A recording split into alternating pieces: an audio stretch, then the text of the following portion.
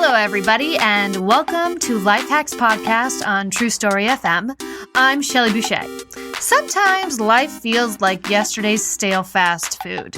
It's passable, but do you love it? Well, let's love some life.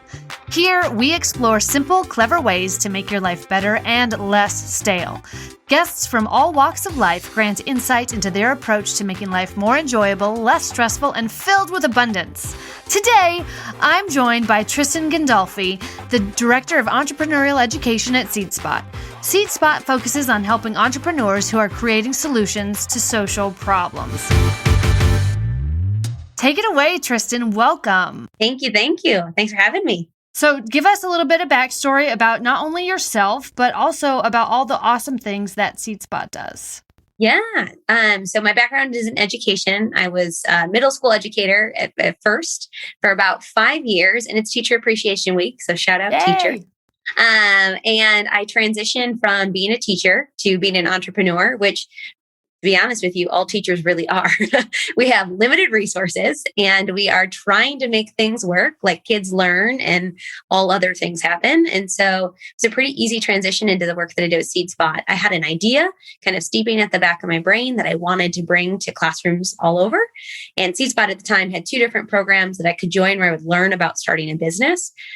They specifically, or I guess we specifically, work with underrepresented entrepreneurs. So incredibly welcoming space, non-traditional educated, diverse, all different types of neurodiversion you've ever seen. And so walked into the room and I was like, this is amazing. And I ended up pitching myself to SeedSpot as a contract worker. And that evolved into a full-time position. So I've been there now 5 years. And my role at SeedSpot is I create all the curriculum and all the programs for our entrepreneurs. So I use that education background that I once utilized with third graders on adults who are just big third graders. So it's great. That's awesome. And so SeedSpot basically is a really neat organization. It's a nonprofit. So they're not there to sell, like a book of goods to an entrepreneur. Instead, you guys, from what I understand, I love this, that's off your website. You accelerate, educate, and invest in entrepreneurs who are not just out there with a great business idea, but also people who are going to make a positive social impact. So you have so many bases covered in that idea. Yeah, we have kind of 2 different life cycles. We have entrepreneurs who are just starting out. They've got an idea. It's on the back of a napkin. What the heck do I do with this? And then we have entrepreneurs that are ready to scale or grow. So sometimes they're looking to raise capital. We work with for-profits, nonprofits, and because of COVID, we will work globally. So this cohort that I just worked with, I worked with people in Colombia and Africa, as well as in the US, 13 different states. So our approach is we believe to empower the entrepreneur. So we don't take a % of their company in exchange for a program. We want all of our entrepreneurs to leave and be able to advocate for their business and decide what the best terms are and what the next steps are. So we try to be kind of a buffet of resources for entrepreneurs and take what you need and come back. We have an alumni network too. So you get to come back and get some ongoing support too. It's like the one kind of buffet that's still in fashion because nobody wants buffet anymore, right? Buffets are dead. True. Yes. Well, everything's virtual too. So for us, you can keep coming back and there's no germs exchange. So we're good to go. I love that. Then you don't need a sneeze guard or anything. Nothing. So you guys have so many different programs. You have so much virtual now. And then I'm guessing that as we come out of COVID, you'll go back to in person. But I definitely want to hit on all the different kinds. Like you have the 2-day launch camp, the impact accelerator. And I love how you have that you come back to mentors and all that. Yeah. So we really have 2 core programs. It's a 2-day launch camp, 4 hours each day. We go over business basics. So what is the problem you're solving in the world? Who has that problem? How are you going to go about doing it? What does the business model look like? How will you make money? So many entrepreneurs start out and they're like, I'll give everything something for free. Just believe in me. And then they have 8 side hustles. They're like servers and bartenders and walking dogs. And it's like, no, you can charge people. It's good. It's good. Right. Don't give yourself away. Yeah. Don't give it away. You're good at this. Be proud of yourself. And then on day 2, they come back and we have a virtual mentor event. So they connect with about 10 of our mentors and start to build this portfolio of awesome resources. And then we finish in a pitch event. And that pitch is just literally a 1-minute, 6-slide pitch. And it just is all the foundation pieces pulled together visually. And they share that with friends and family. So it's not like a Shark Tank or anything like that. I joke that it's a dolphin tank because it's very friendly. And And we do it on purpose. But yeah, I had to. Dad jokes everywhere. It's official. Oh, well played. So yeah, so that's our 2-day launch camp. And then our Impact Accelerator is 6 weeks long. And that looks a little bit different. It's more of like, there's just more classes in general. There's classes twice a week, and then you have your mentor.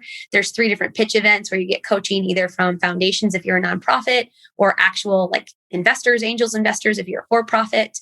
And the goal is to leave with your whole due diligence process mapped out, which is fancy jargon for all of the hard stuff that everyone avoids. Nice. So I think what's really neat about it is we have such a gig economy, and you talked about people with all their different side hustles, right? And I think that is definitely a direction that the world is going in. I have a young adult child, if you will, and while he has a regular job, he's got a lot of interests that would definitely drive him to other things. So I wonder, how do we approach like the idea?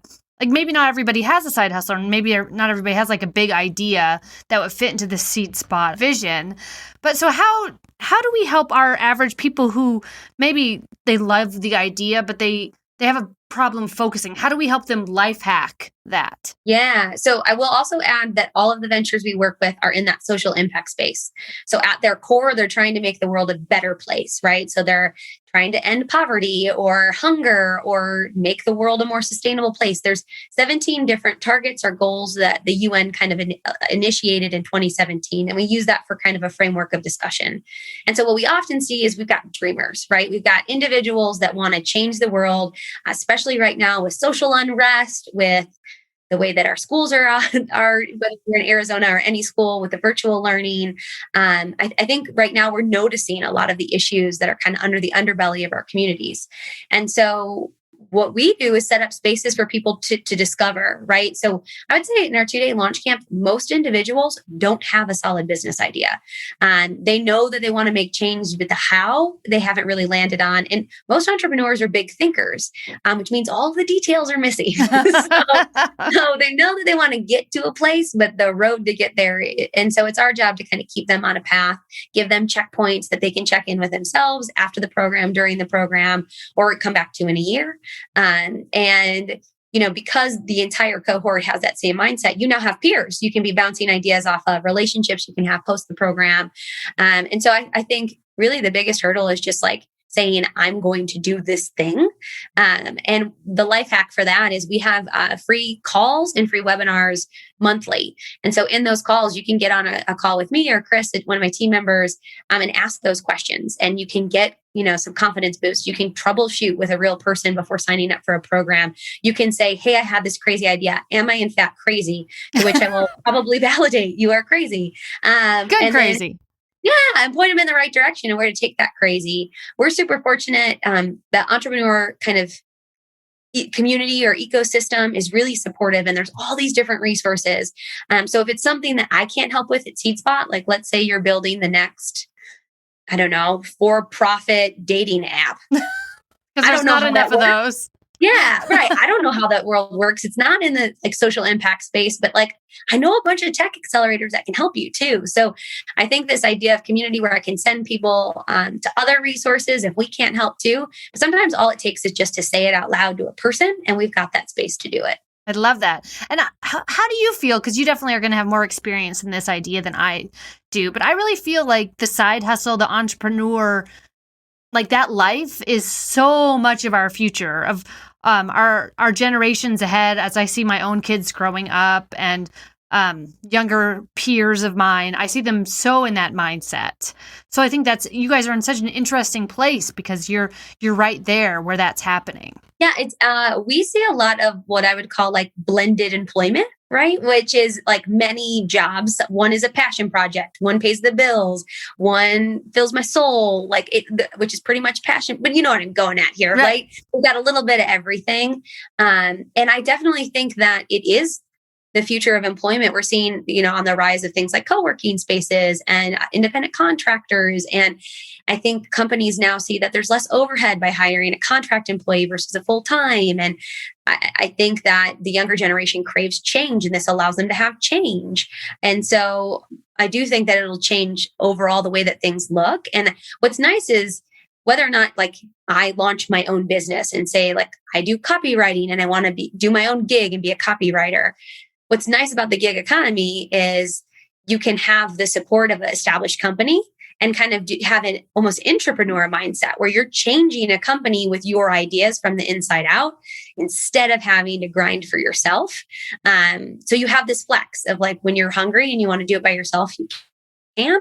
And when you want some stability, you can also work for a company and in a kind of part-time on your own, whatever that looks like. I love that. And then let's go deeper into the idea of like the social change movement, because I think it's so easy for people to say that as opposed to really be in it and living it, right? How do we help more people implement the idea of the importance of social change in their day-to-day and in their work life? Because, sometimes you're just like bills and kind of go on vacation or buy a new car. And then I like the idea that Seed Spot really puts that at their core of that being such a huge part of it, that social change idea. Yeah, I think, things like hunger and poverty are massive issues that like one entrepreneur is not going to fix. And so what we focus on, we call it a problem food chain.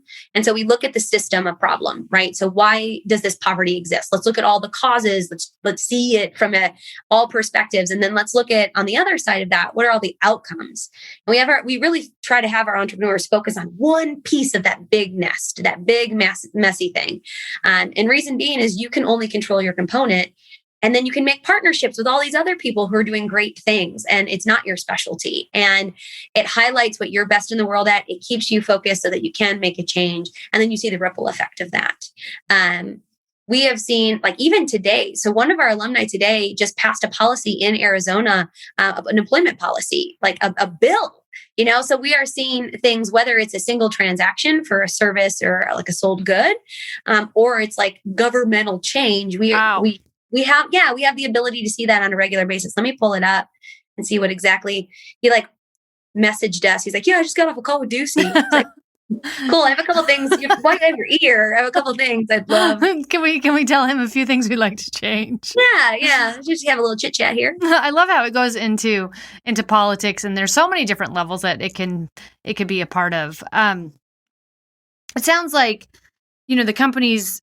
Even let's say I wasn't an entrepreneur or, somebody who's in that gig economy, but I think even just a regular person, I'm surprised that, or maybe you guys already do, like I would think entire companies could send, some of their people to your program as a way to have a better understanding of their role in not only their company, but in society. Yeah, we've got a couple companies that we've partnered with in that capacity. So Booz Allen Hamilton, which is a big supporter of the work we've done. They've been probably one of our earliest adopters and supporters. As a nonprofit, they're donors and then also just really believe in the work we're doing. So we partnered with them to do what's called an entrepreneurship initiative, where we literally brought our classes to their office. This is when people could be in person. And employees who had normal day jobs got to take these classes, and basically all the innovation that they came up with, they support. So they gave them seed money for launching. They supported them with, what that looked like. They felt their kind of mindset is if we can create opportunities for our employees to be innovative, they won't look to go elsewhere. They'll be content here. And so, it was a super great experience. We created something slightly custom for them, and they had a pitch contest, and the winner won some prize money. Who doesn't love money? So, yeah. And I feel like so often, especially in like past life before working at Seed Spot, you would keep your side hustle a secret. You would never tell your boss. You would never say like, by the way, I'm working on said thing. And so the fact that they open it up and allow you to kind of have both lives in the same place is pretty cool. That's awesome. I love it. And so do you have any like tidbits or little pieces of information, little sprinkles for like foundational basics that companies could do to be more socially minded, for themselves or even us as individuals? Absolutely. Yeah. So I'm always going to go back to the sustainable development goals because they're just easy. I think every company, whether you're a for-profit, nonprofit, or not socially minded, you have a mission, right? You're here to do some work. Like, even if you're McDonald's, you're here to do some work, right? When you think about McDonald's, you probably don't think of social impact. You wonder what's in the chicken nuggets. So, I would say go back to your mission and see how that lives outside of the work that you're doing right now. So is their mission to make people happy? I'm assuming, I think when I think of the golden arches, it's like X amount of people served. It's a bunch of nines and so on and so forth. Like it's about serving people, right? So how does that pair into their community? What are they doing with their food waste? What are they doing with their recycling? What are they doing with employment opportunities? We've seen awesome things with like Starbucks and ASU and giving training and workforce development. There are ways that you can make an impact with any company.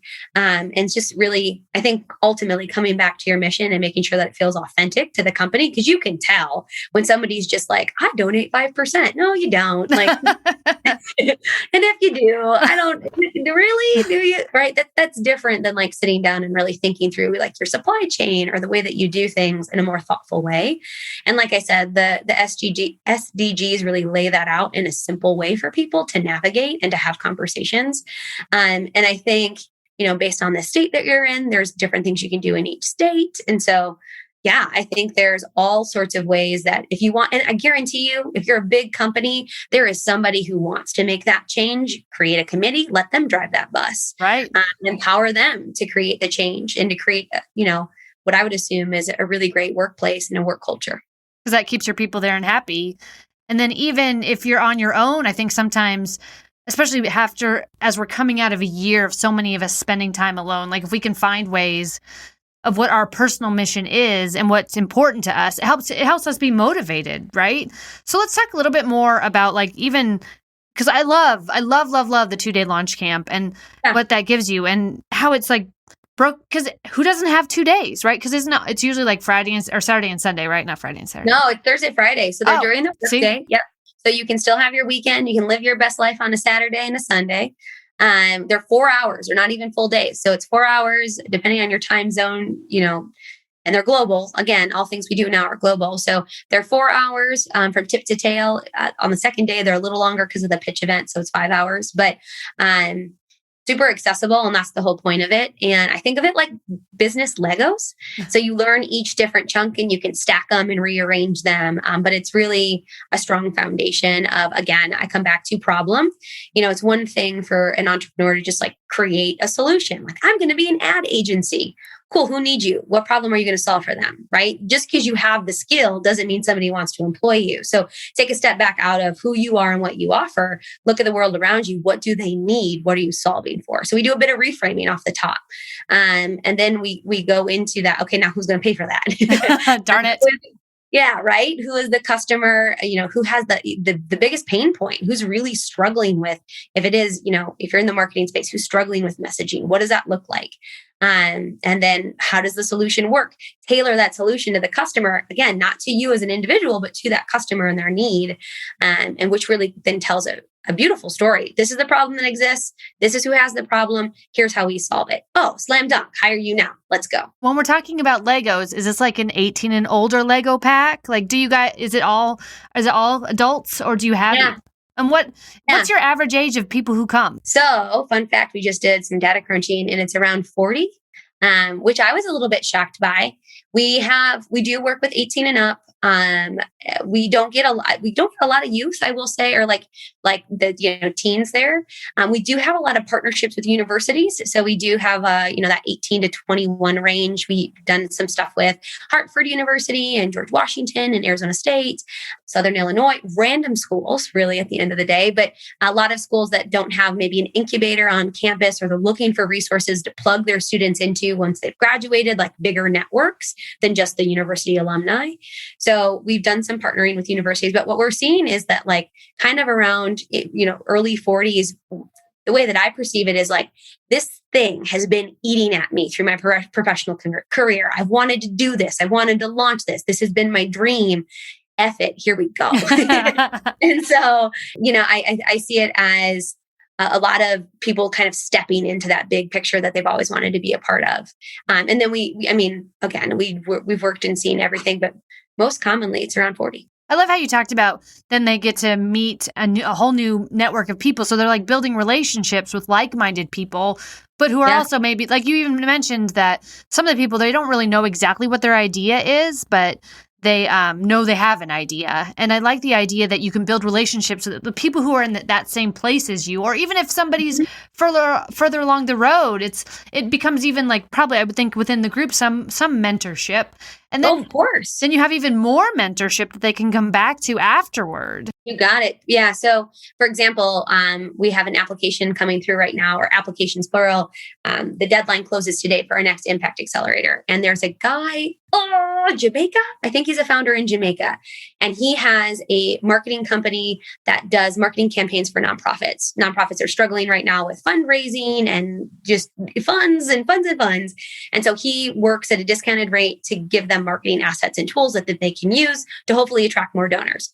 Well, he in Jamaica, I can connect him with another entrepreneur, well-established, doing over 6 figures a year, who's an alumni of our program, based, actually, he's presently still in undergrad at George Washington University. I now have connected them, and now they're like besties, and they're talking about, because he does the same function he does small businesses and impact-driven nonprofits. So it's who he works with. So I've been able to match them. Now they're having all this great conversation. One can say, hey, look out for this. The other can say, I'm having this. Did you experience it? We actually have a person on our team. His name's Chris, and he does all of that all the time. So he makes these little matches with people, whether they be peer-to-peer or our actual mentor network. So we've got a mentor network of about 200 amazing humans. They are either like content experts, give them an acronym like a CFO or an elemental P, or they're entrepreneurs that have done this and maybe sold a company or started a new company, anything like that. And so we can either pull a resource from the mentor network or pull a peer from our alumni, and really, again, help you connect so that you feel supported. And that's so key because it feels like taking such a big risk, starting a new business or any kind of new venture. And so having that safety net there to lift you up, it's like, okay, I can take this risk. And that's what so much of life, I think, holds people back is fear of failure. And so it's like, fail up with these people. Well, and I think a big part of entrepreneurship is ego, because it's your idea. So it feels so personal to you.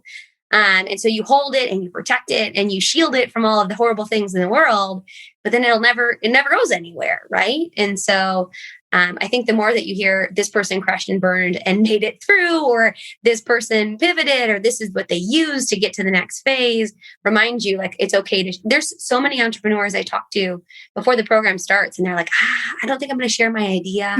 Like someone's going to take it, or like it's not polished yet. And then by like hour one, day one, it's like, I now know like their marriage and their children and their idea and their blood type, like people just become connected. And have you given someone a kidney? Not yet. No. I guess I can. It's like technically you only need one. So right. if the ask ever happens, like I got 2 functioning, so I'm down. And I think it's so cool that they also learn how to pitch, right? It's, if nothing else, it's even just public speaking. 100%. Yeah. So on that day 2, that's all we focus on really, right? We have that mentor event, which is like speed dating with our mentors. So you have every 10 minutes, you get rotated with a new mentor. And so you pitch that 1-minute elevator pitch: problem, customer, solution. Why are you the founder? Or like the so what, why you? And then an ask, help me with this, help me with that. And so you do that 6 times in an hour. By the end of the 6 times, you are now the most toastmasted person ever. And so you have something polished and refined, and then you share that with your friends and family. And that's basically a piece of, it's like a business card in and of itself, and really giving you the confidence now to take it out of the camp into the world around you and network using it. Does anybody come twice to the 2-day camp? Can I come like 3 times? Yeah, you can come back. I've had people come back with different ideas, I will say. Actually, we just had a person come through who so she was a full-time consultant in the DC area. She came through. She was it's like kind of an idea. I'm not really sure about it. And then she reached back out to me and she's like, okay, I quit my job. I'm ready to go full-time. Can I get a refresher? So we've had, people who are ready. They need to level up, I guess you could say. And then I've had people come through, had a different idea. Like, oh, okay. So that idea about reusing garbage in art, like that was great, but I couldn't figure out revenue. So I'm going to do a dog sitting business. It's like, cool. Come on. So I've seen both. Nice. And then I'm sure that you also bring in, maybe intentionally or unintentionally, in new investors, right? Like new people come in and then they're like, oh, I want to invest in, this other person's thing during camp, their idea. The investor side of our work is a lot of just outreach. There's a whole network of people that work in social impact investing. And so we do a lot of outreach and events to kind of pull them in to get them. We don't guarantee, like when you come to our, if you join an impact accelerator, you will get $1 million. Like I wish I could promise that. But the truth of it is like, if I could get you $1 million, like that doesn't really give you space to pick who you're getting it from, pick the terms that it's under, decide what that relationship looks like. And so we introduce them. So during our Impact Accelerator program, we introduce them to about 25 investors. And it's their job to like decide if they want to keep in conversation, keep that going, or like, that's not a right fit for me. Thank you. Next. We open doors and they decide if they're going to walk through or not. And we've had a couple convert, actually based here in Arizona, Deanna Montrose, who has Paraffin International, which is like a paraffin wax treatment for people that are having arthritis in both hands and feet. And so somebody that she had met through the Seed Spot Network 3 years later became an investor for her because she had put in a bunch of work and took their feedback and really cultivated a solid relationship. And she's just amazing and her product is amazing. So she's one story like locally here in Arizona I could speak to. I love that. So before, you all had programs around the country and now obviously you had to fully pivot to all virtual. Where do you see it being, let's say in 2022? Will we be in person again then? That's a really great point. And I don't know that we have a full answer. I'm going to have to be kind of a politician and give like a half answer here. Our fiscal year ends in June. We start in July. And so we're having a lot of these conversations right now. Like, what is the future? I think the big takeaways. So funnily enough, the last in-person program we were shot at Curveball. It was a partnership program and 15 of the participants were logging on and we had no idea it was going to be virtual for those. So we created our virtual like beta test before the pandemic hit. So when it hit, we were like, oh, we've got some tools.